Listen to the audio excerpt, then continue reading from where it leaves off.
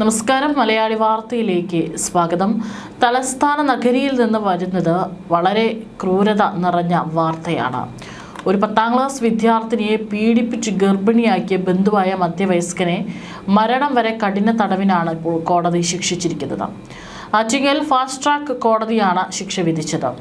8 ലക്ഷം രൂപയും പിഴയും കുറ്റവാളി ഒടുക്കണം. 2022 കേസിനാസ്പദമായ സംഭവം നടന്നത്.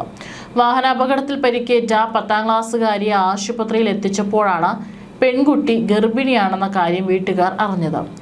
10ാം ക്ലാസ് പരീക്ഷാ ഫലം വരുന്നതിനിടെയാണ് പെൺകുട്ടിക്ക് അപകടം സംഭവിച്ചത്.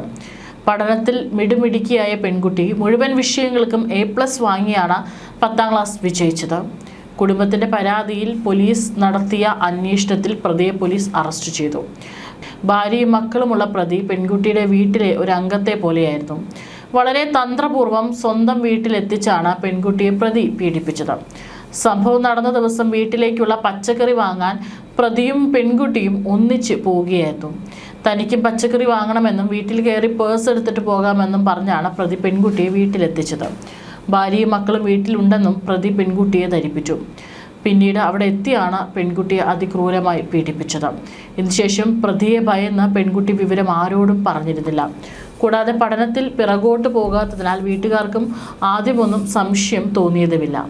വാഹനാപകടത്തിൽ തുടർന്ന് ആശുപത്രിയിൽ നടത്തിയ പരിശോധനയിലാണ് പെൺകുട്ടി 5 മാസം ഗർഭിണിയാണെന്ന് കണ്ടെത്തിയത്. തുടർന്നാണ് പെൺകുട്ടി പീഡന വിവരം വെളിപ്പെടുത്തിയത്. അതുവരെ ആ കുട്ടി ആ കാര്യം മറച്ചുവെച്ചു. വീട്ടുകാരും അറിഞ്ഞില്ല. കഴക്കൂട്ടം പോലീസാണ് കേസ് രജിസ്റ്റർ ചെയ്ത് അന്വേഷണം നടത്തിയത്. ഏതായാലും പ്രതിക്ക് തക്കതായിട്ടുള്ള ശിക്ഷ തന്നെ ലഭിച്ചിട്ടുണ്ട്. ഒരു മധ്യവയസ്കനാണ്, അതായത് ഒരു അച്ഛൻ്റെയോ അല്ലെങ്കിൽ ഒരു അപ്പൂപ്പൻ്റെയോ പ്രായമാകാൻ ഉള്ള ഒരു മധ്യവയസ്കനാണ് ഇത്തരത്തിൽ വെറും 14-15 വയസ്സ് മാത്രം പ്രായമുള്ള പെൺകുട്ടിയെ പീഡിപ്പിച്ച് ഗർഭിണിയാക്കിയിരിക്കുന്നത്. ആ കുട്ടിയുടെ ഇനിയുള്ള അവസ്ഥ എത്രത്തോളം ബുദ്ധിമുട്ട് നിറഞ്ഞതായിരിക്കും, അല്ലെങ്കിൽ മാനസിക സമ്മർദ്ദം ആ കുട്ടി നേരിടേണ്ടി വരും എന്നുള്ളത് കൂടി നമ്മളിവിടെ ഓർക്കേണ്ടതാണ്.